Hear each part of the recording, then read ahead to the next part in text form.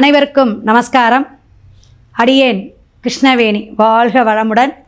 ஓம் பூச்சியாய ராகவேந்திராய சத்திய தர்ம ரதாயச பஜத்தாம் கல்ப விருஷாய நமதாம் காமதேனுவே. ஸ்ரீ ராகவேந்திரருடைய பொற்பாதம் தொட்டு வணங்கி, குரு வாழ்க, குருவே துணை. குரு அருளும் திருவருளும் உடைய நம்மளுடைய நெக்ஸன் டிவி நேயர்கள் அனைவருக்குமே வாழ்த்துக்கள், நன்றிகள். ரொம்ப நமக்கு சப்ஸ்கிரைப் பண்ணுறீங்க, ஷேர் பண்ணுங்கள். உங்களுக்கு ஒரு புண்ணியம் கிடைக்கும் அப்படிங்களாம்.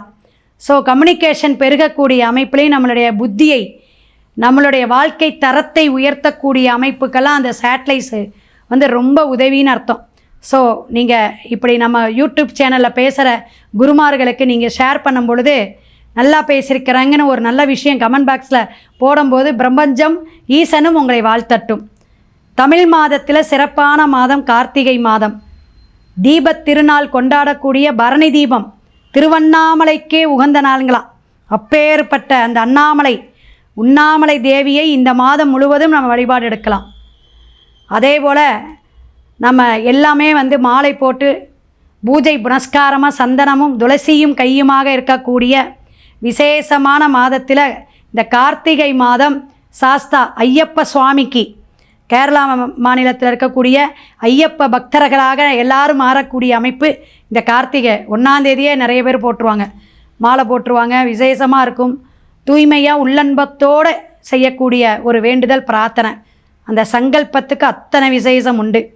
சாமி சரணம், ஐயப்ப சரணம்னு சொல்லக்கூடிய பக்த கோடிகள் பெருமாள்கள் எல்லாருமே இந்த ஐதீகமாக கார்த்திகை மாதத்தை முருகனுக்கு ப்ளஸ்ஸு ஐயப்பனுக்கும் நம்ம வழிபாடு எடுக்கக்கூடிய அமைப்புகள் இருந்தாலும், காவேரியில் நீர்நிலையில் ஸ்நானம் பண்ணிக்கோங்க. திங்கக்கிழமை சனிக்கிழமை ஸ்நானம் பண்ணிக்கிட்டிங்கன்னா ரொம்ப சிறப்பு. அதே போல் ஏகாதேசி வருது, அற்புதமான ஏகாதேசி 1ஆம் தேதி டிசம்பர் மாதம் வரக்கூடிய அந்த கார்த்திகை மாதம் 15ஆம் தேதி வருதுங்க. அந்த ஏகாதேசிக்கு ரொம்ப விசேஷம் உண்டு. நம்மளுடைய பாவ புண்ணிய விஷயங்கள் எல்லாம் கணக்கெடுக்கக்கூடியவர் சித்திரகுப்தர். இதுக்கெல்லாம் நான் உனக்கு, அதாவது 108 திவ்ய தேசங்கள் சொல்லுவாங்க. அந்த திவ்ய தேசங்களோட நம்மளுடைய பரமபதம்னு போய் சேரக்கூடிய அமைப்பு, அதுதான் சொர்க்கவாச பூமிம்பாங்க. அந்த ஏகாதேசி எம்பெருமான் தான் கதவை திறந்து விடணும். அப்போ அத்தனை புண்ணியம் நம்ம செஞ்சுருக்கணும். அந்த பெருமாளுடைய வழிபாடு, அவருடைய புராண கதைகள் அப்படிங்கும்போது ராமாயண மகாபாரதம் இதெல்லாம் கேட்டுட்டு வரலாம். அதே போல் நம்ம அவருடைய அந்த விஷ்ணு சரஸ்வரநாமெல்லாம் கேட்டால் ரொம்ப சிறப்புங்களாம். பரணி தீபம் 3 நாட்கள் தீபம் ஏற்றணும். பெண்கள்லாம் ஐதீகமாக வீட்டில் அவ்வளோ சுத்தபத்தமாக மாலை நேரம் அந்த 3ஆம் தேதிங்க 3/12 கார்த்திகை 17ஆம் தேதி தீபம் நன்னால் ஆரம்பிக்குது. பரணி தீபம் 5ஆம் தேதி முடிவடையும். லக்ஷ்மி கடாட்சம், குடும்பத்தில் நல்ல சுபகாரியம் நடக்கிறதுக்கு, விருத்தியை கொடுக்கறதுக்கு, குழந்தை பாக்கியமாக இருக்கட்டும், ஒரு செல்வ செழிப்பாக இருக்கட்டும், எல்லாத்தையுமே கொடுக்கக்கூடிய அமைப்பில் இந்த தீபச் சுடராக இருந்து சிவன் நமனுக்கு எல்லாத்துக்குமே அருளை புரியக்கூடிய தமிழ்நாட்டிலேயே விசேஷமான திருவண்ணாமலை கார்த்திகை தீபத்தை கொண்டாடக்கூடிய ஒரு பெரிய பண்டிகை. குரு வக்கர பெயர்ச்சியும் இந்த மாதத்தில் அதிசாரமாக மாறுது. இப்பேற்பட்ட சிறப்பான மாதத்தில் நமக்கு ஒவ்வொரு ராசிக்கும் பரிகாரத்துடன் இனி பார்ப்போம். கடகராசி நேயர்களே, அன்பு பாசம் தாயுள்ளம் எப்படியா இருந்தாலும் ஜெயிச்சிடலாங்க மேடம். ஜென்மத்தில் குரு வந்தார், நல்லா தான் இருந்துச்சு, பரவாயில்ல. என்ன குழந்தைங்களுக்கு நிறைய செலவு. நான் சொல்லியிருந்தீங்க மேடம், கல்லூரியில் ஆகும், தொழிலுக்கு ஆகும், சில அலைச்சல்கள் பிள்ளைங்களுக்கெல்லாம் வந்துச்சு. புனர்பூசம், பூசம், ஆயில்யம் நட்சத்திரமெல்லாம் பயணிக்கக்கூடிய சந்திர பகவான், முழு சந்திர பகவானுடைய விஷயமெல்லாம் எங்கன்னா காலசக்கரத்துக்கு 4ஆம் பாவகம், வீடு வண்டி வாகனம் யோகம் எல்லாமே கஷ்டத்தில் இருந்து இப்போ தான் மீண்டு வந்திருக்கக்கூடிய அமைப்பில் கார்த்திகை மாதம், இந்த தமிழ் மாதம் உங்களுக்கு பிரகாசமான வெளிச்சமான ஒரு விஷயம். 12 ராசியில் உங்களுக்கு ஒரு பிரைட் அப்படின்னு சொல்லலாம். அந்த பிரைட் எதனாலனா, இந்த சூரியன் புதன் செவ்வாய் 5ஆம் இடத்துல திரிகோண பாவகத்தில் இருக்குது.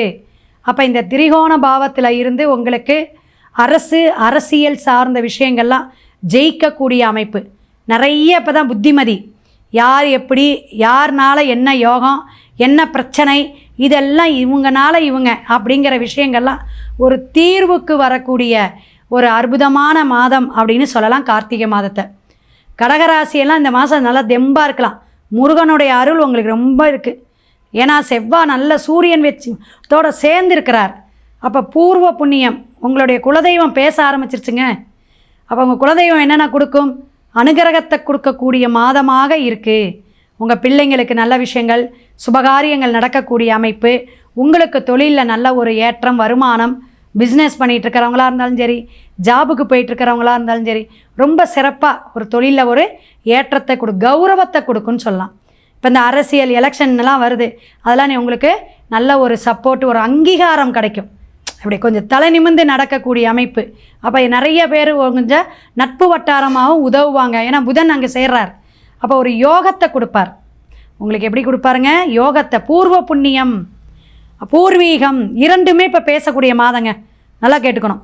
இப்போ இந்த மாதம் உங்களுக்கு கார்த்திகை மாதம், பூர்வீகத்துடைய விஷயங்கள் ஏதாவது ப்ராப்ளம் இருக்குது, சொத்துல பிரச்சனை இருக்குது, வில்லங்கம் இருக்குது, சட்ட சிக்கல் இருக்குது, அதெல்லாம் கொஞ்சம் சொல்யூஷன், தீர்வுக்கு வரக்கூடிய மாதமாக இந்த மாதம் அற்புதமாக இருக்குது. 2ஆம் இடத்துலையே கேது. அப்போ இந்த வாக்குஸ்தானம், எந்த ஒரு விஷயமா இருந்தால் ஸ்ட்ராங்காக இப்படி பண்ணுறேன், இதுதான் பண்ணுறேன்னு அந்த வாக்கு மட்டும் கொஞ்சம் கவனம் தேவை. மற்றபடி நீங்கள் ஜெயிக்கக்கூடிய அமைப்பில் பல விஷயங்கள் உங்களுக்கு சப்போர்ட். இசைத்துறையாக இருக்கட்டும், கலைத்துறை, சினிமாத்துறை, ஷேர் மார்க்கெட்டிங் அற்புதமாக இருக்குதுங்க. சுக்கிரன் 4ஆம் இடத்துலையே தன்னோட இடத்துல இருக்கார். வீட்டுக்கு வந்து நீங்கள் ஏதாவது யோகமாக வாங்கி போடக்கூடிய விஷயம் என்னென்ன, ஏதாவது புதுசாக அலங்கார பொருட்கள், ஏன் ஒரு கட்டில் மேத்தில் கூட வாங்கி போடலாம். இன்றைக்கி 20,000 ஆகுது. ஸோ வாங்கி போடுற அமைப்பு, வீட்டுக்கு பெயிண்ட் அடிக்கலாமா, ஆல்ட்ரேஷன் பண்ணலாமா, பைக்கு புதுசு போட்டுட்டு பழசை பழசை எடுத்து போட்டுட்டு புதுசு வாங்கலாமா, எக்ஸ்சேஞ்சில் போடலாமா காரை, இப்படி நிறையா விஷயங்கள் சுக்கிரன் உங்களுக்கு ஆக்டிவேட் ஆகும்போது கணவன் மனைவி ஒற்றுமை அற்புதமாக சிறப்பாக இருக்குது. எங்கேயாவது பிரயாணம் போவீங்க, சுற்றுலா போகலாமா அப்படின்னு கூட இதற்காலது ஆன்மீக சுற்றுலாவாக கூட போகக்கூடிய அமைப்பெல்லாம் இருக்குது. உங்களுக்கான வழிபாடு அப்படின்னு பார்த்தீங்கன்னா, கண்டிப்பாக கடகராசிக்காரங்க எல்லாருமே திருவண்ணாமலை சிவனை போயிட்டு உண்ணாமலை தேவியையும் திருவண்ணாமலை அருணாச்சலேஸ்வரரை வழிபாடு எடுத்துக்குங்க. நல்ல சிறப்பாக ஒரு 200-300 ரூபாய்க்கு நல்ல படம் வாங்கிக்கிங்க, வாங்கிட்டு வந்து வீட்டில் வைங்க. ஒரு நாள் திங்கட்கிழமை அல்லது சனிக்கிழமை போயிட்டு நீங்கள் தீபத்துக்கு போனாலும் சரி, மற்ற நாள் எப்போ உங்களுக்கு வாய்ப்பு கிடைக்குதோ போய் ஒரு வழிபாடு எடுத்துகிட்டு தீபம் ஏற்றிட்டு ஒரு கிரிவலம் போயிட்டு வந்துருங்களேன். உங்களுடைய அத்தனை கஷ்டமும் அத்தனை உங்களுடைய சிரமமும் கர்ம வினையும் போகும். இது நிச்சயமாக கடகராசி பயன்பாட்டுக்கு வச்சுக்கோங்க. அடுத்த பதிவில் சந்திப்போம். சிவாய நம.